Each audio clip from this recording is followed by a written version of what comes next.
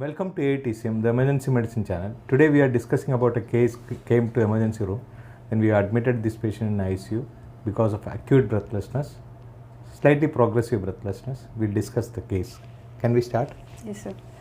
A 26-year-old male working in Bangalore presented to OP with complaints of cough for past 4 months, which was insidious in onset and initially dry in nature, later associated with scanty expectoration. There was no diurnal or seasonal or postural variation. And his sputum was white in color, mucoid in consistency, which was not foul smelling or not blood stained. He also had history of breathlessness, which was insidious in onset and increased during exertion. There was no orthopnea, PNG, platypnea or trepopnea. There was no bluish discoloration of fingers or nails or toes. And no history of fever, chest pain, palpitation, fatigue, body ache, weight loss, vomiting, abdominal pain or loose stools or loss of appetite. Past history. He is not a known case of diabetes, hypertension, CAD or bronchial asthma or TB or CVA. Personal history, he consumes a mixed diet. He has normal bladder and bowel habits, normal sleep and appetite and no habituations. Family history, nil significant family history. He is not on any regular medications. On examination, patient is alert, conscious and oriented to time, place, person, and he was moderately built and nourished, and no pallor, icterus, cyanosis, clubbing, lymphadenopathy and pedal edema. Vital examination, pulse rate was 104 per minute, which was regular in rhythm, normal in volume, no radioradial or radiofemoral delay, and all peripheral pulsations were felt. BP 110/70, which was measured in right brachial artery in sitting posture. Saturation was 94% in room air and respiratory rate was 22 per minute, which was thoraco-abdominal in type, and he was afebrile. Now coming on to examination of upper respiratory tract, nose and nasopharynx examination, no DNS or turbinate hypertrophy, no polyps, no sinus tenderness, oropharynx, good oral hygiene, no halitosis, no dental caries or tonsils or oral thrush, no postnasal drip. Now examination of lower respiratory tract. On inspection, chest is symmetrical, trachea was deviated to the right side and apical impulse was not visible. There was no drooping of shoulder and there was intercostal fullness, but no indrawing or retraction of intercostal spaces, no supra or infraclavicular hollowing, and no rickety or scorbutic rosary or no Harrison sulcus, no chest wall deformities like pectus carinatum excavatum, no scars in sinuses or dilated veins, and chest movements were slightly decreased in left side with respiration, but there was no use of accessory muscles of respiration.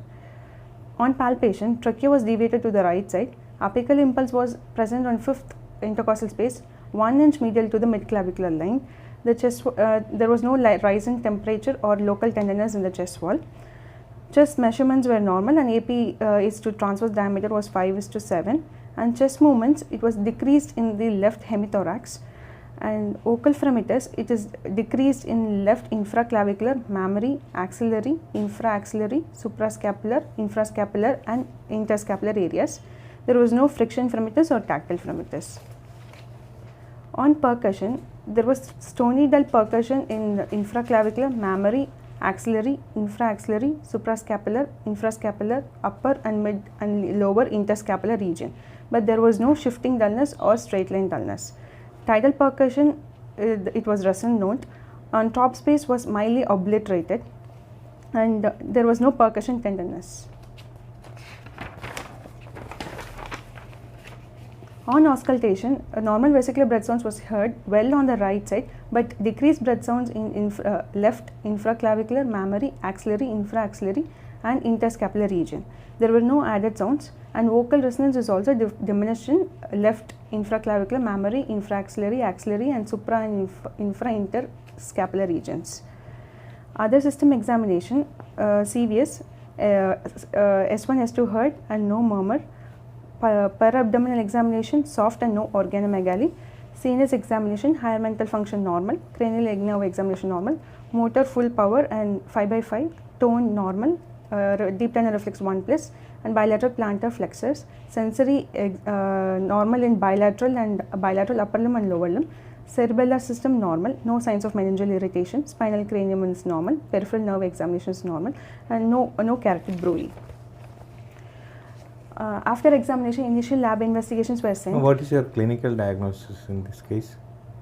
Since there was stony dullness during percussion, decreased breath sounds in the left side, and decreased chest wall movements on inspection, I probably suspect there could be pleural effusion of left side. Okay, one is pleural effusion. Any other differential diagnosis you want to consider? Can you consider collapse, left side whole lung collapse? Collapse can be there, but percussion note will be impaired and collapse. Where is the trachea shifted here? Opposite side. Here it is opposite side. If it is mostly in collapse, trachea will be Same shifted side. same side. Can it be a mass, lung mass? As a mass obscuring the bronchus, the trachea will be shifted on the same side. Otherwise, this is a large mass without pulling the trachea towards same side. It can have almost similar finding, but if the bronchus is patent, it can produce bronchial breath sound. Otherwise, that also can mimic. What investigation you want to ask in this patient? Routine Before that, CBC, you have a chest patient who is having breathlessness, came to emergency room. What is the first Chest investigation? X-ray. You have to take an ABG. ABG. That is the most important thing because we don't know what is the status of the patient. So ABG will be taken. Then chest, like you told, chest X-ray. What is the X-ray finding in this patient? Left side homogeneous opacity is present, sir, in Okay. the mid and lower zones. The Okay. trachea was shifted to opposite the right side, Okay. and there was costophrenic angle, cardiophrenic angle blunting, Okay. and So it's a mediastinal possibly shift also, massive sir. pleural Pleural effusion. effusion. So that is a diagnosis. Yes, yes. Okay. What are the reasons for acute breathlessness in a case of pleural effusion? Pleural effusion is a progressive developing condition. What are the conditions where you can have acute breathlessness but patient is having pleural effusion? Malignant effusion. Malignant effusion is the most important thing. Any malignancy can produce acute pleural effusion. Okay. So here it's a progressive disease. What are the differential diagnoses you suspect? Progressive pleural effusion, what are the causes? It's a young patient. Bacterial. Bacterial. Tuberculous. Bacterial, is it very common in a young patient, bacterial pleural effusion? Because it's a sterile place. Nothing can enter that place without you are giving a iatrogenic like that. Otherwise, it is not possible. Patient with the cirrhosis, nephrotic syndrome. Young patient without any reason, no patient has come with pleural effusion. If it is a young female, if it is a male, both are different conditions. A female patient come with pleural effusion, male patient come with pleural effusion. Lymphoma, sarcoid. Okay. But all malignancies are last. This patient is fully preserved. There is no major clinical feature, but he is having pleural effusion. TB. TB is one of the most common presentation of any type of pleural effusion, both in male and female. Other than that, TB is one of the condition. Any other condition? This is left side or right side? Left side. Left sided pleural effusion. What are the other reasons? Pancreatitis, but patient doesn't have any symptom. That is a problem. Pancreatitis is correct. Chylothorax, okay. What is the reason for that? Chylothorax is one of the most important conditions you should never miss. That patient can have left-sided pleural effusion because the azygos vein crosses to opposite side and goes on the left side. Any mediastinal lesions, including tuberculosis, any mediastinal lymph nodes, or whatever may be reason, maybe sarcoidosis, whatever it is, that can obstruct and patient can have left-sided pleural effusion. Okay, young patient without major clinical finding TB or some lymph node obstructing the azygos vein, which can produce chylothorax. Okay. If it is a female, young female patient, Meek. That's on the Meek right syndrome is in the right side. Okay. Any other condition? Ovarian hyperstimulation. Ovarian hyperstimulation, okay, but mostly it is a bilateral pleural effusion, not a unilateral. Okay, ovarian hyperstimulation syndrome. Then bilateral pleural effusion, other causes in female. It is strongly suspect connective tissue disorders like SLE. Somebody coming with polycirrhosis, pleural effusion is one of the common presentation. SLE is one of the major differential diagnoses. Okay. So this is a pleural effusion. Now we have to find out what is the reason for pleural effusion, and we have to see whether patient is stabilized or not. In emergency room, we have to see whether airway is normal, breathing is normal, circulation is normal. Okay, continue. So routine blood investigations were sent, in which total count was mildly elevated with neutrophilic predominance. Otherwise, all lab LFT, RFT, everything was fine, sir. Chest X-ray showed left side homogeneous opacity, Okay. and after which we did a pleural fluid analysis. Pleural fluid tapping was done. Okay. Almost blue neem catheter was inserted, and almost 800 ml was initially tapped. Okay. Which Now, in emergency room, you are tapping this patient for pleural effusion. What should be the position of patient when you are tapping the fluid? What are things you have to see? You have to see whether patient is stabilized throughout the procedure. What are things you have to observe? saturation should be Pre-assessment, we have Okay. to do pre-procedure assessments. Okay, that is very Saturation important. should be maintained 94% throughout the procedure. Correct. And patient should be positioned in 70 to 75 degree in propped up position. Okay. And O2 should be started via face mask. Okay. If patient is tachypneic and we are using BiPAP for some other reason, means just before tapping you have to remove BiPAP and change Okay. into face mask and tap. Okay. PTINR we have to check, and coagulation parameters should be normalized before tapping, or we have to take precautions before tapping. Then if you are doing via ultrasound guidance, means it will be a It's always safe to do ultrasound guided pleural tapping. You can tap without ultrasound, but it is always safe because you can avoid pneumothorax. Okay. if patient is already on ventilator, means just before tapping we have to reduce the PEEP of the Okay. patient. It is very, very we important. Can minimize lung Okay. puncture. Okay. Mm. Okay. What are the pain relievers you can give in this patient? Local analgesia is enough. Local analgesia can be given, or systemically we can give an mild sedative. Especially patient who is having rib lesions, Yeah. all these things we have to give better analgesia. Okay, you can continue. and almost 800 ml of fluid was tapped. And If I it was remove sent for- more than 800 ml or large volume removal, what are the complications patient can have? Or during procedure, what are the complications patient can have? Re-expansion pulmonary Pulmonary edema. Re-expansion pulmonary edema is one important complication of large volume removal. How do you manage that? We have to Stop Stop the procedure. procedure Whatever and is there in the syringe, reinsert. That is enough. And bypass. BiPAP ventilation is the best treatment for re-expansion pulmonary edema Pulmonary in emergency room. Okay. Other complications of pleural tapping? lung collapse. at Lung collapse is okay, but not very common. pneumothorax. Pneumothorax is most important. That's why we take an X-ray immediately after pleural tapping. Then infections. Infection introduced by your needle. If the procedure is not sterile, patient can have infection. Okay. Rarely it can produce hemorrhagic tap and can bleed. Bleed can go inside and produce hemothorax. What is the pleural fluid finding in this patient? Yes, sir. Pleural fluid was straw and colored, and glucose was 115, and total count was 1500 cells with 97% of mononuclear predominance, and pleural fluid protein was 6.08 and LDH was 201, and the corresponding serum value was 6.4 of protein and LDH of 245, Okay. and the ADA was 40.1. What is Light's criteria? Light's criteria is pleural fluid is to serum protein, which is more than 0.5 indicates an exudate, and the same way pleural fluid is to serum LDH, which is more than 0.6 indicates exudate, Okay. and if the pleural fluid LDH is more than or equal to 2/3 of the highest level of a So serum. it just tell you that it's an Transudative. inflammatory transudative type of pleural fluid. Okay. So Light's criteria, according to Light's criteria, this is in inflammatory Inflammatory pleural exudate. effusion. Okay. What is the importance of ADA? It ADA indicates more than 70 is highly suggestive Okay. of Tuberculosis. More than 40 itself is suggestive, and more than 70 is highly suggestive. Okay. When you have clinical correlation, ADA is a very good tool. But only thing you have to remember is in CSF, ADA is not a good tool, but in pleural effusion, it's a very, very, very good tool for TB. Can we get TB bacteria in pleural fluid? No, sir, because it is an Okay. reaction to the tuberculosis. Okay, so it is not possible to get a culture or AFP positivity from the pleural fluid unless until there is a direct relation to the lung. Okay, if there is a fistula from a TB cavity, then you can get bronchopleural it. fistula. Otherwise, it is very, very difficult. Okay. And pleural fluid AFB smear was negative, gene expert was negative, and sputum AFB was also negative, but Mantoux done was 20 millimeter positive. Okay, it's highly positive, and you have to correlate now.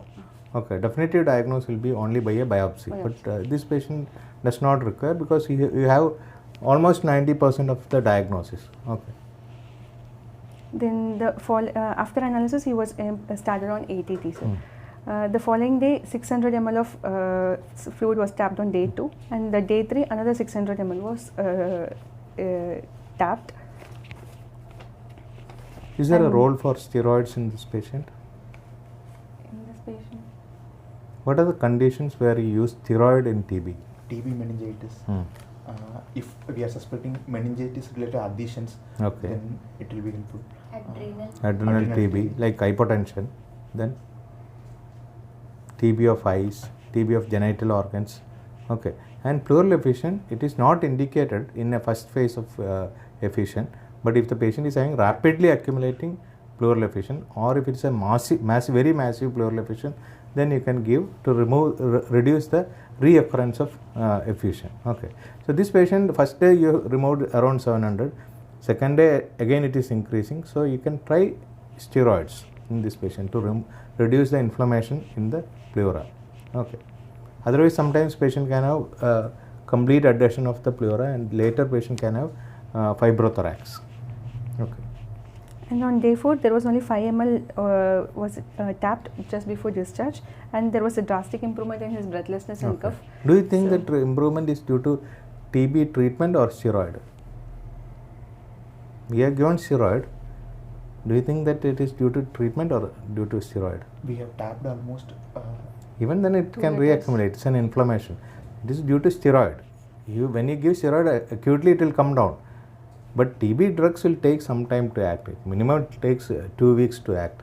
So you have to wait for that. Till then, you have to continue the steroid. Then you can taper and reduce it. Okay. And then the patient was discharged Okay. with ATT. What are the ATTs you give? Anti-tubercular drugs. What are the drugs used as a first line agent in TB pleural effusion? Isoniazid, rifampicin, Hmm. pyrazinamide, ethambutol. What are the doses? Uh, INH? Isoniazid 5 mg per kg. Okay. Rifampicin 10 mg 10. per kg. Okay.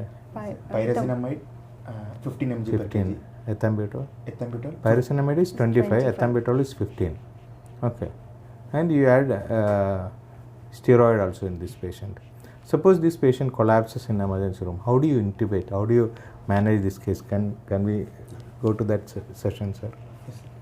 If patient is hemodynamically stable or unstable, you have to check. If BP is fine and there is no other compromise in airway and breathing, we can use fentanyl for pre-medication agent. Fentanyl of 1 to 3 microgram per kg we can use for pre-medication. Induction, we can, if it is not, if patient is not in hypotension, we can use etomidate as 0.2 to 0.3 microgram per kg. Then paralytic agent, what we can prefer is rocuronium 0.6 to 1.2 mg per kg we can use. If TB adrenal is there, then sometimes etomidate can also cause adrenal suppression and hypotension. That's one Okay, sir. possibility. Okay, see, it is maybe a frank pleural effusion or a hydropneumothorax. So then there may be chances of bronchopleural fistula also. So in case we are suspecting, we have to rule out all these things. And with the suspected case of bronchopleural fistula, first go for a ICD, intercostal drainage, and we can reduce the pressure inside to developing during the positive pressure ventilation. That is the only precaution. Otherwise, okay. All. How do you manage this TB adrenalitis in emergency room? So, What are the clinical findings of TB adrenalitis? hypotension,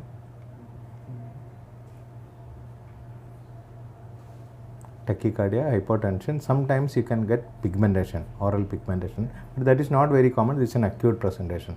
How do you manage hypotension due to adrenalitis in emergency room? Steroid is steroid is the treatment, but hypotension should be managed acutely in emergency room. hypotension, and then we have check IVC, give fluid bolus 20 to 30 ml per kg, Okay. see whether there is improvement in Okay. blood pressure. Then, Okay. if it is improving, means we'll continue with fluid, or Okay. else inotropes plus steroid. Okay, inotropes can be given. What is the role of steroids? What steroid you give? And how long you give? What steroid you can give? She is telling fludrocortisone. Is it first choice? Fludrocortisone is actually mineralocorticoid. First choice is always hydrocortisone. Okay, not dexamethasone. Dexamethasone can be given, that it has got a lesser mineralocorticoid action. So hydrocortisone is the best drug which has got both glucocorticoid and mineralocorticoid action. Here you require both. Okay, more fludrocortisone is required, but we give hydrocortisone. Okay, you can give 100 milligram, 200 milligram bolus or 50 milligram every 6 hourly can be given. It can be given as a IV repeated doses or an infusion.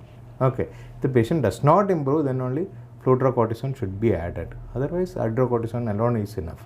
Okay, dexamethasone can be given. Suppose you want to make a diagnosis of adrenal insufficiency, then you give dexamethasone and take the investigation for cortisol deficiency, then change to hydrocortisone. Okay, otherwise directly in emergency medicine you can give hydrocortisone. Okay, anything else we had? Sir, anesthesia part? The breath sounds will be diminished or absent in a massive effusion. We told all the zones, Yes, sir. diminished breath sounds. Will it be like that or in a massive effusion? Massive, it will be absent. Absent, okay. So along with effusion, how would you differentiate whether there is any chance additional pneumothorax also, hydropneumothorax? Succussion splash. Shifting dullness. Pardon, ma? Shifting dullness. Straight line dullness. Okay, suction. Good, very good. Okay, Good presentation. okay, thank you. Thank you, sir.